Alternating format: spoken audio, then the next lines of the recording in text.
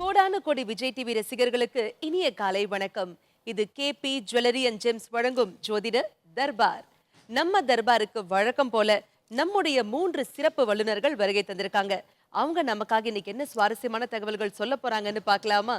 குருஜி ஐயா, ரொம்ப நாளா எனக்கு இந்த சந்தேகம் இருக்கு ஐயா. அதாவது சில பேர் பாத்தீங்கன்னாக்கா எப்படியாவது இந்த இடத்துல தன்னுடைய மகனுக்கோ இல்ல மகளுக்கோ திருமணம் ஃபிக்ஸ் ஆயிடணும், நமக்கு சம்மந்தம் கிடைக்கணும் அப்படிங்கிறதுக்காக அவங்க அந்த பர்சனுக்கு ஏத்த மாதிரி அவங்க ஜாதகத்தை மாத்தி கொடுப்பாங்க இல்லையா?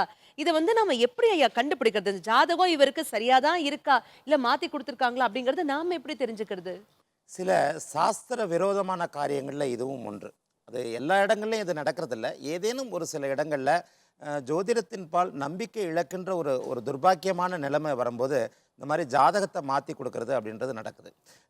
செய்யக்கூடாத ஒரு காரியத்தை செய்யும்போது இந்த திருமணம் தோல்வியில் முடிகிறது, அது அல்லது வாழ்க்கை சிக்கல்களாக இருக்கிறது, ஒரு நல்ல கணவன் நல்ல வாழ்க்கை துணை அமையாது போகின்ற ஒரு நிலைமை. இப்போ யார் ஜாதகத்தை மாற்றி கொடுக்குறாங்க அப்படின்னு பார்த்தீங்கன்னா, ஒரு 30 வயதுக்கு மேற்பட்டு என்னுடைய பெண்ணுக்கு திருமணம் ஆகலை, என்னுடைய பெண்ணுக்கு மூல நட்சத்திரம் அப்படின்னு சொல்லப்படுது. அப்போ இன்றைக்கு கூட மூல நட்சத்திரம் தான். அப்போ ஒரு மூல நட்சத்திரத்தில் பிறந்த பெண்ணுக்கு மாமனார் மாமியாருக்கு ஆகாது அப்படின்ற ஒரு தேவையற்ற ஒரு பயத்தினாலையும் தேவையற்ற சில விஷயங்களுக்காக அந்த பெண் நிராகரிக்கப்படும் போது மனவேதனை அடைந்த அந்த பெற்றோர்கள் என்ன பண்ணுறாங்க, ஒரு ஜோதிடர் அணுகியோ அல்லது தானேவோ ஒரு பிறந்த நேரத்தை முன்பின்னாக தள்ளி போட்டுக்கொண்டு அதை பூராட நட்சத்திரமாகவோ அல்லது கேட்டை நட்சத்திரமாகவோ அதற்கு பின்னால் வர்ற மாதிரியோ அல்லது வேறு மாதங்களை வாரங்களை மாற்றியோ ஒரு ஜாதகத்தை ரெடி பண்ணி அந்த ஜாதகத்தை கொடுத்து வாழ்க்கையை பண்ணி வைக்கிறாங்க.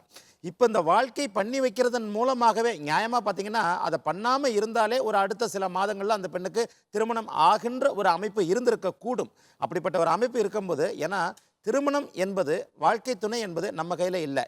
நீங்கள் யாருக்கு மகளாகவோ மகனாகவோ பிறக்க வேண்டும் என்பதும் உங்கள் கையில் இல்லை. உங்களுக்கு யார் மகன் மகளாக பிறக்க வேண்டும் என்பதும் உங்கள் கையில் இல்லை.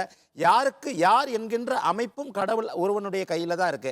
ஆகவே இந்த ஜாதகத்தை மாற்றுவது என்பது மிகவும் துரதிருஷ்டவசமானது. அதை யாரும் அந்த சாஸ்திர விரோதமான காரியங்களில் செய்யக்கூடாது. இதை செய்வதால் தான், இதை தெரியாமல் பண்ணும்போது வேறு விதமான இணைவுகளுக்குள்ள அந்த பெண்ணோ அந்த ஆணோ மாட்டிக்கொண்டு அந்த வாழ்க்கை சிக்கலாகிறது.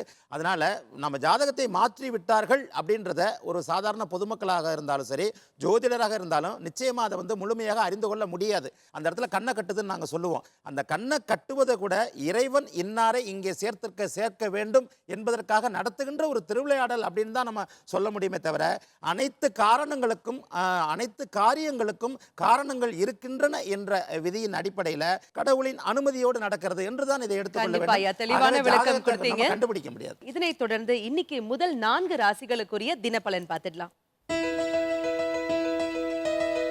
மேஷராசிக்காரர்களுக்கு தந்தை மூலமான நல்ல லாபங்களும் ஆதாயங்களும் அனுகூலங்களும் நடைகின்ற ஒரு நாளாக இந்த நாள் இருக்கும். குறிப்பிட்ட சிலருக்கு சொந்த ஊருக்கு சென்று கோவில் திருப்பணி அல்லது கோவில் நற்காரியங்கள், நீங்கள் தர்மகர்த்தாவாகவோ அரங்காவலராகவோ இருக்கக்கூடிய ஒரு சில அமைப்புகளில் அந்த திருப்பணிகள் செய்யக்கூடிய வாய்ப்புகள் இன்றைக்கு மேஷராசிக்கு இருக்கும். இன்றைக்கு மேஷராசி புத்துணர்ச்சியோடு இருக்கக்கூடிய ஒரு நாள். ரிஷபராசிக்காரர்களுக்கு இன்றைக்கு சந்திரன் 8ல் இருக்கின்ற ஒரு நிலை, சந்திராஷ்டமம்னு சொல்லக்கூடிய ஒரு நிலை அமைகிறது. இந்த சந்திராஷ்டம நாட்கள் என்னதான் இருந்தாலும் ஒரு சந்திரன் குரு மாதிரியான சுபரோட வீடுகளில் இருக்கும்போது சாதகமற்ற பலன்களை வலுத்து செய்ய மாட்டார் அப்படின்ற விதிப்படி மிகப்பெரிய சாதகமற்ற பலன்களோ கெடுபலன்களோ இன்றைக்கு ரிஷபராசிக்கு இருக்க போவது இல்லை. ஆயினும் எந்த விதமான புதிய முயற்சிகள், ஒருத்தருக்கு ஜாமீன் கையெழுத்து போடுறது, ஒரு புது முயற்சி ஆரம்பம், ஒருத்தரை புதுசாக அறிமுகப்படுத்திக்கிறது, ஒரு தேவையற்ற விவாதங்களில் ஈடுபடுறது, அவைகளை இன்றைக்கு ரிஷபராசிக்காரர்கள் தவிர்த்து கொள்ள வேண்டும்.